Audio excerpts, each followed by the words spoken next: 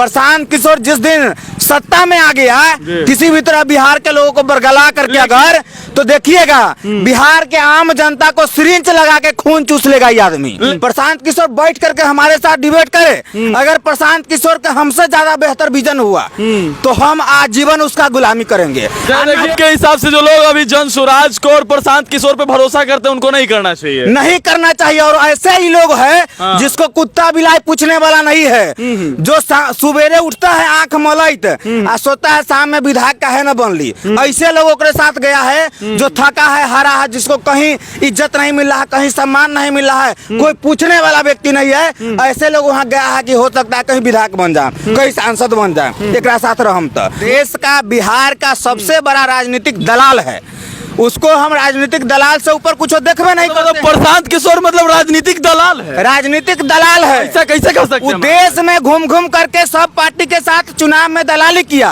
गांव में कोनो नेता के साथ 5 गो नेता खड़ा है, अच्छा 500 लावा ना तोहर प्रचार करे छो, कहता है कि नहीं कहता है? तो अभी 500 आपसे लिया, पिया फलना बाबू जिंदाबाद, फिर बिहान इनका से पैसा लिया, उनकर पिया फलना बाबू जिंदाबाद कहता है ना।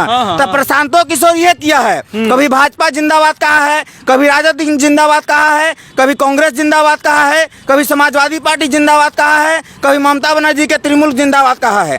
आज कहता है सब खराब है, हम सबसे निमन है। इसका मतलब सब निमन था, तुम सबसे बड़ा खराब आदमी है कि अब तुमको भी मन करता है कि हम मुख्यमंत्री बन लेते। बताइए, लड़का सबको प्रलोभन दे रहा है, अलग अलग व्यक्ति को चुन कर ला रहा है, कोनो प्रलोभन दे करके, कोनो प्रलोभन दे करके, वो व्यक्ति कहियो समाज का भला नहीं करेगा। प्रशांत किशोर जिस दिन सत्ता में आ गया किसी भी तरह बिहार के लोगों को बरगला करके अगर, तो देखिएगा बिहार के आम जनता को सिरिंज लगा के खून चूस लेगा ये आदमी। लेकिन वो तो उनका तो कहना है कि यहाँ से लोग पलायन करते हैं, दूसरे राज्य में जाते हैं कमाने, उनके लिए हम यहाँ रोजी रोजगार लगाएंगे। कैसे लगाएंगे? पलायन करते हैं, पलायन को बंद करेंगे सब पार्टी कहता है, बढ़िया शिक्षा का व्यवस्था करेंगे सब पार्टी कहता है। प्रशांत किशोर बैठ करके हमारे साथ डिबेट करे, अगर प्रशांत किशोर का हमसे ज्यादा बेहतर विजन हुआ तो हम आजीवन उसका गुलामी करेंगे। देखिए ये गरीब जनता पार्टी के राष्ट्रीय अध्यक्ष विकास कृष्ण कवि है और प्रशांत किशोर को इनका ओपन चैलेंज है। क्या ओपन चैलेंज है? हर मुद्दा पर, पलायन के मुद्दा पर, शिक्षा के मुद्दा पर, स्वास्थ्य के मुद्दा पर, रोजगार के मुद्दा पर, किसी भी मुद्दा पर हमारे साथ बैठ के डिबेट करे। अगर हमसे बेहतर विजन होगा तो आजीवन राजनीति छोड़ के उसका गुलामी करेंगे हम। नहीं तो अगर उससे बेहतर मेरा होगा तो उसको हमारा अधीनता स्वीकार करना होगा। अच्छा, ये भी बात है, ये भी बात है। अब देखिए प्रशांत किशोर एक बात और करे कि जिस दिन हमारी पार्टी सत्ता में आएगी बिहार में शराब चालू हो जाएगा। शराब चालू हो जाएगा तो शराब के कारण नुकसान अगर है तो उसके लिए कई दिन आंदोलन किया रोड पर उतर करके, डायरेक्ट हमरा मुख्यमंत्री बना दो, फलना चीज तोरा दिक्कत है तो हमरा मुख्यमंत्री बनाना तो हम ठीक कर देबो। अरे पहले उसके लिए लड़ाई लड़ो।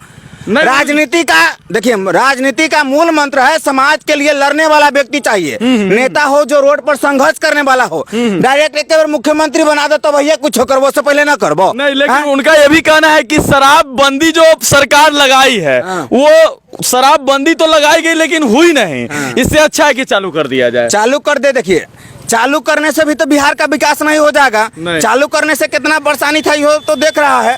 उसको कंट्रोल कैसे करेंगे कि हमारे देश का, हमारे बिहार का जो भविष्य है, हमारा बच्चा है चाहे जो उसके पिता हैं, वो दारू शराब के कारण बर्बाद नहीं हो। हमारा मानना है कि नशा नहीं नाशा की ओर चलो, तो शिक्षित समाज होगा तब नशा की ओर जाएगा, विकसित होगा। दारू पिया करके हम विकसित कर देंगे नहीं, वैसे जीडीपी में उछाल आएगा। बस केवल पैसा कमाया जा सकता है, दारू पिया करके किसी समाज का कहियो भला नहीं हुआ है। अगर कहमो लिखा है, कहता है कि गांधी जी नहीं कहते दारू नहीं पीने के लिए, तो हम प्रशांत किशोर को यह चैलेंज करते थे कि कहाँ गांधी जी कहले हैं कि दारू पीना है, और दारू पिएगा तो समाज आगे बढ़ेगा। नहीं तो वो जीडीपी से जो मुनाफा आएगा उससे उन्हीं लोगों के लिए रोजगार का व्यवस्था करेंगे। हम बिना दारू पिया, बिना दारू बंदी कर ले, बिहार का जो ग्रोथ है इसका 3 गुना अगर उसको रोड मैप तैयार करके प्रशांत किशोर को नहीं बता दिए, पूरे बिहार को नहीं बता दिए, तो इसके लिए जो हमको सजा मिलेगा इसके लिए भुगतना मतलब आपके हिसाब से जो लोग अभी जन स्वराज को और प्रशांत किशोर पे भरोसा करते हैं उनको नहीं करना चाहिए? नहीं करना चाहिए। और ऐसे ही लोग हैं जिसको कुत्ता बिलाई पूछने वाला नहीं है, जो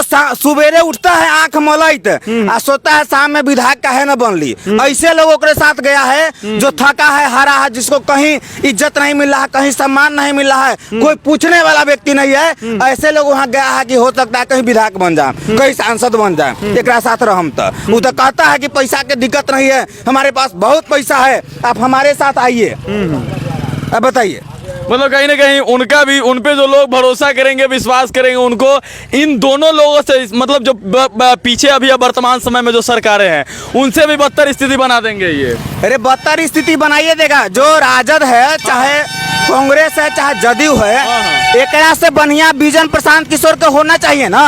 अगर बिहार में आप चाहते हैं कि नया सरकार आए तो नए सरकार के पास नया विजन होना चाहिए। जब नया सरकार के पास पुराना विजन है, जाति धर्म संप्रदाय का विजन है, तो फिर आप बिहार का विकास कैसे करिएगा? हम लोगों के पास नया विजन है। बिहार के जनता को तो हम यही बताना चाहते हैं, जन स्वराज नहीं गरीब जनता पार्टी पर विश्वास करो, बिहार के तस्वीर और तकदीर दोनों बदल जाएगा। आपका जैसे कुछ विजन के बारे में कुछ बताइए। देखिए, जैसे शिक्षा के लिए है, तो हम लोग शिक्षा के लिए चाहते हैं बिहार में समान शिक्षा प्रणाली लागू हो।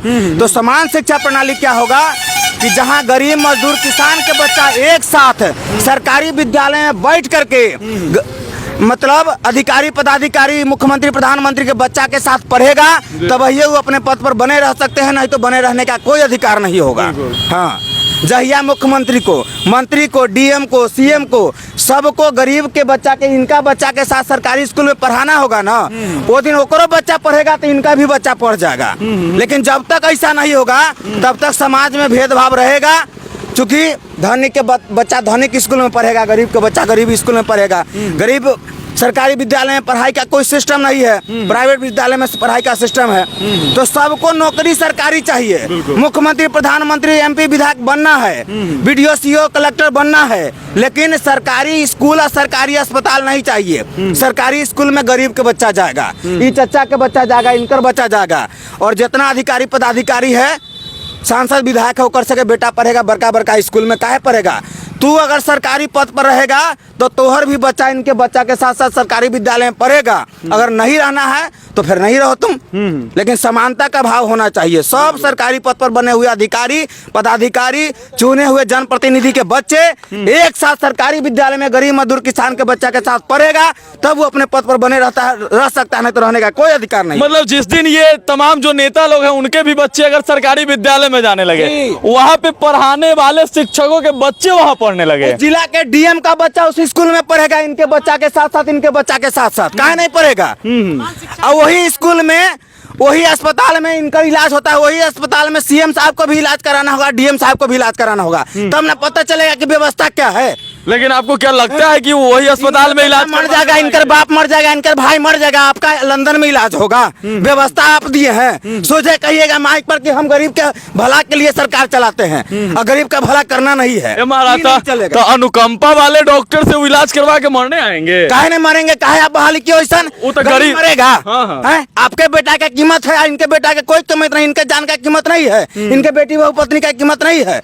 जितना आपका प्यारा है उतना गरीब का बेटा भी प्यारा है। बिल्कुल। तो आपको अगर डर लगता है उस इलाज कराने से, तो इनको काहे डर नहीं लगेगा? इहो नहीं इलाज कराएंगे। आपको चुने ही अपना सेवा के लिए, अपने मेवा खाने के लिए नहीं चुन